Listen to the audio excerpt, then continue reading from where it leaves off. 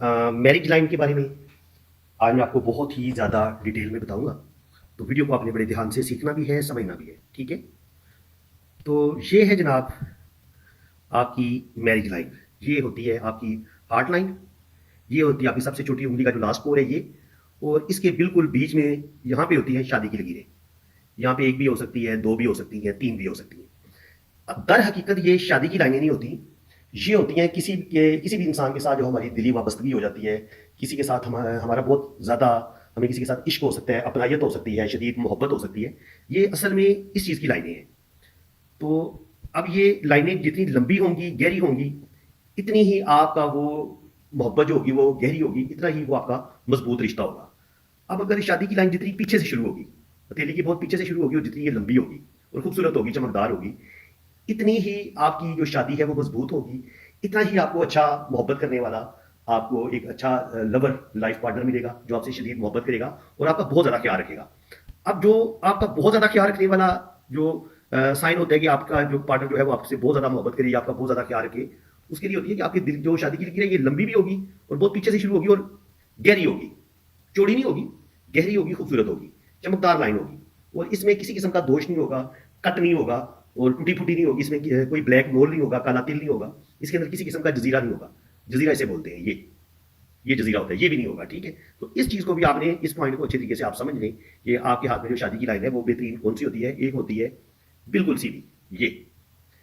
इसका मतलब ये होता है कि आपको एक लविंग, बहुत ज्यादा आपका ख्याल रखने वाला एक अच्छा इंसान मिलेगा और वो होगा भी अमीर, रुपए पैसे वाला होगा। अब अगर आपकी जो शादी की लकीर है वो हल्का सा खम ले रही हो, ये याद रखिए ये हल्का सा खम होना चाहिए। तो ये सबसे ज्यादा खूबसूरत शादी की लाइन मानी गई है। ये उन लोगों के हाथ में होती है जो बहुत ज्यादा रोमांटिक होते हैं, जो लव मैरिज करते हैं, जिनकी मोहब्बत की शादी होती है और फिर उनको मोहब्बत के बदले मोहब्बत मिलती भी है। यानी कि आपकी वो जो लव मैरिज होगी वो हमेशा के लिए कामयाब रहेगी और मरते दम तक आप एक दूसरे का साथ नहीं पाएंगे। ये नहीं होता कि आपकी लव मैरिज तो हो जाए लेकिन लव का जो एक साल के बाद ही लव का सत्यानाश हो जाए, तो उसका कोई फायदा नहीं होता। बेहतरीन शादी की लाइन वही होती है जिसमें आपकी जो शादी है वो लॉन्ग टर्म चले और ताजगी आपका वो रिलेशन बना रहे। ये लाइन है इस तरीके से, हल्का सा कर्व होता है इसमें। तो ये आपकी खूबसूरत लव मैरिज होगी अगर आपके हाथ में इस तरीके से लाइन है। और अगर ये पीछे से हल्का सा ये दो शाखा हो इस तरीके से, तो इसमें ये 100% लव मैरिज का साइन है। अगर आपकी शादी की लाइन इस तरीके से है ना, जैसे ये मैंने भी ड्रॉ किए इस तरीके से, और ये पीछे से ऐसे दो शाखा हो, तो ये सबसे अच्छी लव मैरिज का इसको साइन माना गया। इसकी वजह ये होती है, ये जो पीछे से दो शाखा होता है इसका क्या मीनिंग होता है। इसका मतलब ये होता है कि आप दोनों की कास्ट अलग अलग है, आप दोनों की कौमें अलग है, कास्ट अलग है, बाज़ दफा मजहब भी अलग होता है।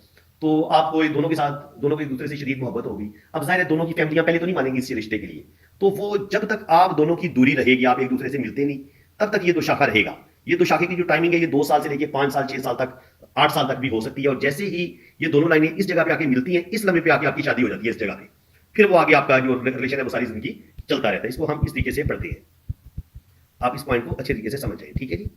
और अब मैं आपको मजीद बताता हूँ कि अगर आपकी शादी की जो एक लकीर है उससे पहले एक हल्की सी लाइन यहाँ पे नजर आए और फिर आगे बड़ी एक लाइन नजर आए, तो इसका मतलब ये जो छोटी लाइन होती है ना, ये वो जो होता है ना, जैसे ही आपकी एज 16 में जाते हैं, आप आपकी 16-17 साल उम्र होती है, तो उस वक्त तक लड़की हो या लड़का हो, जाहिर है वो एक हार्मोन्स की चेंजिंग बॉडी में आ रही होती है। और लड़का होगा या लड़की होगी तो वो एक दूसरे के लिए बहुत ज्यादा कशिश महसूस करते हैं उस लम्हे। और ये अल्लाह ताला की तरफ से ये अल्लाह ताला ने निजाम बनाया हुआ है। तो उस लम्हे अगर आपको कोई अच्छा लगता है, किसी के साथ आपको शदीद मोहब्बत होती है, तो उसके लिए ये छोटी लाइन होती है। छोटी लाइन बताती है जो आपकी बचपन की मोहब्बत होती है, जो आप 16, 17, 18 या 20 साल की उम्र में किसी से शदीद मोहब्बत करते हैं, ये उस चीज की लाइन होती है। पहले मैं इसको इस लाइन की, क्योंकि ये लाइन समझता हूँ कि ये मोहब्बत की, इश्क की जो फर्स्ट लव होता है ना आपका, ये उसकी लाइन होती है।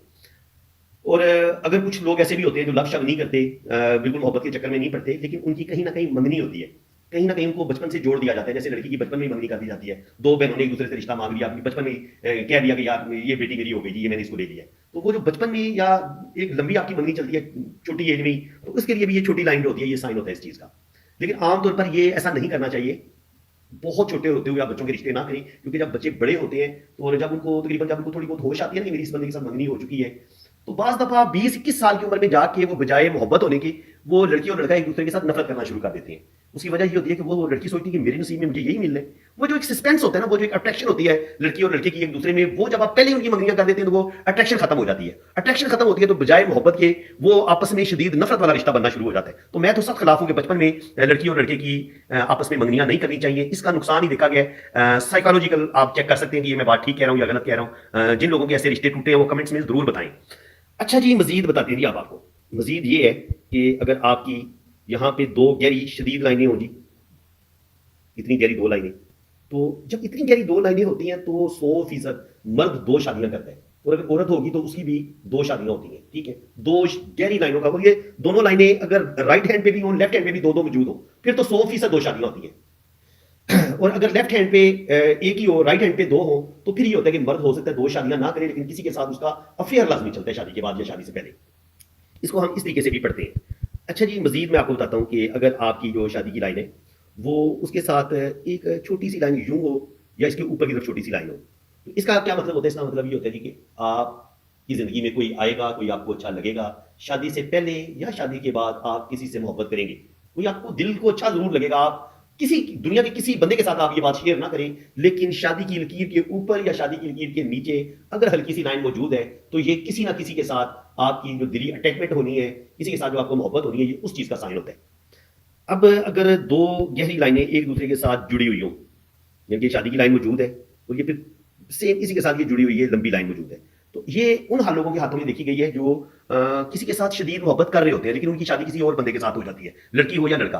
तो वो अपने पहले महबूब को वो भूल नहीं पा रहा होता, वो उसके साथ शदीद मोहब्बत कर रहा होता है, लेकिन वो दिल में उसके कोई और होता है, दिल में उसके कोई और रह रहा होता है, और वो खुद किसी और के साथ रह रहा होता है। इसका मतलब ये होता है। तो इसके अलावा जनाब, शादी की लाइंस पे जो अच्छे बुरे साइन पाए जाते हैं, मैं थोड़ा सा उनके बारे में भी आपको बता दूं। ये जनाब शादी की लकीर है।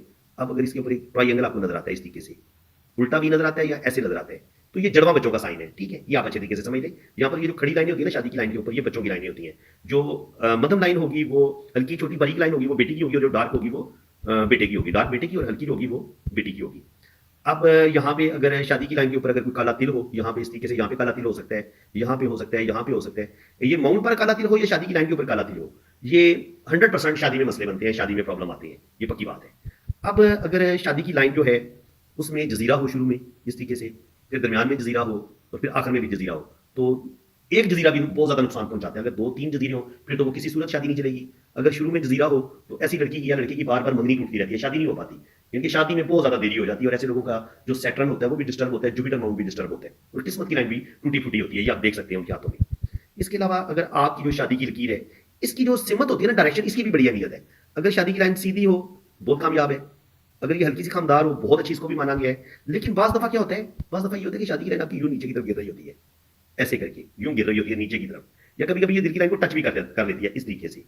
जब दिल की लकीर झुक के, शादी की लकीर झुक के दिल की लकीर को टच हो जाए, तो ये लड़की के बेवा होने का साइन होता है। अगर मर्द होगा तो वो भी रंडवा हो जाएगा, क्योंकि उसके पार्टनर की डेथ हो जाती है। ये नहीं है कि फौरन शादी के फौरन बाद ही डेथ हो जाती है, नहीं। आपकी जो लाइफ पार्टनर की डेथ जो है वो आपसे पहले होगी, वो आपसे बहुत पहले दुनिया से चला जाएगा। हो सकता है शादी के 10 साल बाद, 20 साल के बाद जाए, लेकिन वो शादी से पहले चला जाएगा। इसको, इस साइन को मैंने बहुत दफा, इस चीज को मैंने बड़ा एक्यूरेट पाया है, और ये इस तरीके से बनता है, यूं करके, यूं ये लाइन नीचे आती है, तो ये दिल की लाइन के साथ टच हो जाती है। इसको हम इस तरीके से पढ़ते हैं। और जो लाइन बिल्कुल सीधी नीचे की तरफ गिरती है उसको भी आप समझ लें ऐसे, ये ऐसे आएगी, ये टच तो नहीं होती लेकिन ये नीचे गिर रही होती है।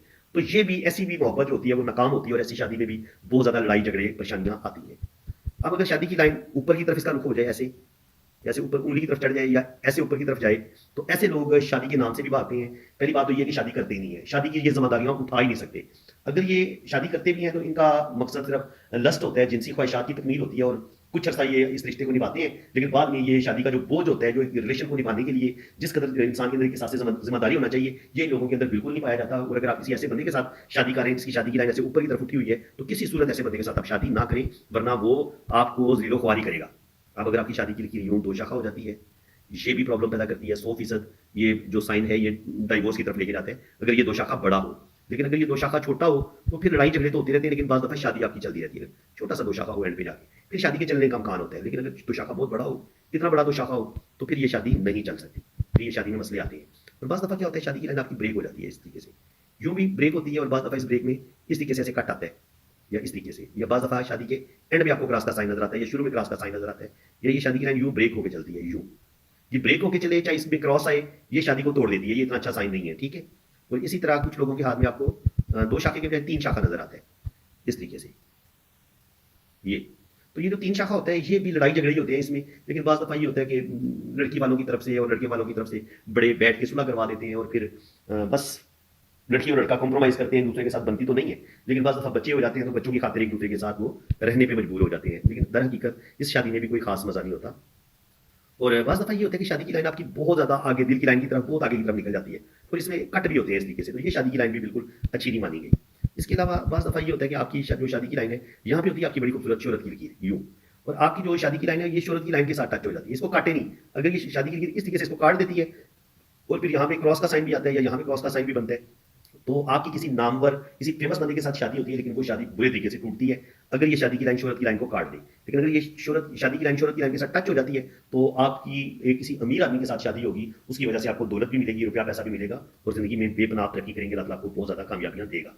तो इसको हम इस तरीके से भी पढ़ते हैं। बाकी शादी की लाइन का बहुत ज्यादा लंबा होना, बहुत ज्यादा आगे की तरफ निकल जाना, या ऐसे आगे जाके फिर ये नीचे की तरफ गिर जाना, इस तरीके से भी देखा गया है, और इस तरीके से भी देखा गया है। तो अगर शादी की लाइन बहुत ज्यादा आगे जाके दिल की लाइन के साथ टच हो, तो ऐसा मर्द जो होता है वो आवारा होता है, वो किसी और औरत के साथ जरूर जिनसी तल्कात बनाता है। ये इस तरीके से साइन बनता है। ये दिल की लाइन के साथ दो टच, क्योंकि ये दो शाखा टच होता है, ये इसकी एक शाख टच हो जाती है, और ये नीचे की तरफ गिर रही होती है, इसको भी शादी की अच्छी लाइन नहीं माना गया।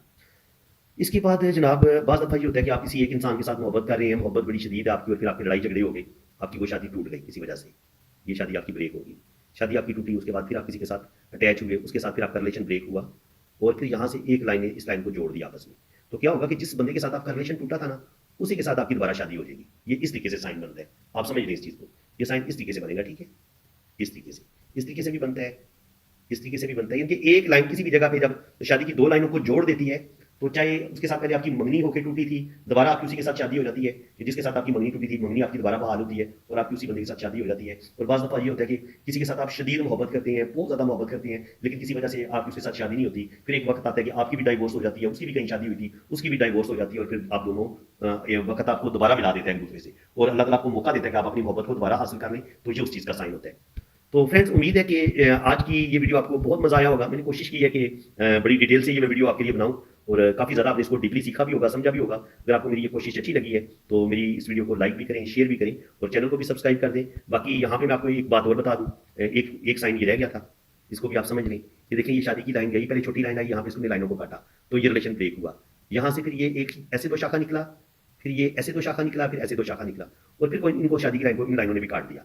तो अगर ये वाला सीन बने ना, तो आपकी शादी 100% ब्रेक हो जाती है। इस तरीके से दो शाखा बने, फिर इस तरीके से दो शाखा बने, और शादी की लाइन को कोई भी इस तरीके से लाइन अगर काट दे, तब भी आपकी शादी ब्रेक होती है। ये शादी की लाइन आपकी जा रही है, आगे से उसको किसी लाइन ने काट दिया, या दरमियान से ऐसे काट दिया, तब भी आपकी शादी की लाइन, आपकी शादी ब्रेक होती है। और इसी तरह अगर आपकी शादी की लाइन से नीचे की तरफ शाखें गिरे, तो ये भी शादी में प्रॉब्लम, बार बार आपका रिलेशन ब्रेक होता है, बार बार लड़ाई होती है, उस वजह से आपकी शादी डैमेज होती है। तो इसको हम इस तरीके से भी पढ़ते हैं।